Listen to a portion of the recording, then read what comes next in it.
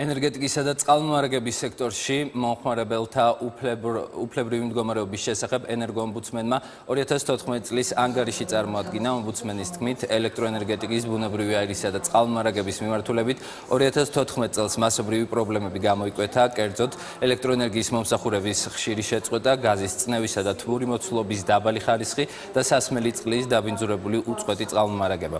წლიურ ანგარიშს ენერგეტიკისა და წყალმომარაგების მარეგულირებელი ეროვნული კომისიის წევრები ესწრებოდნენ.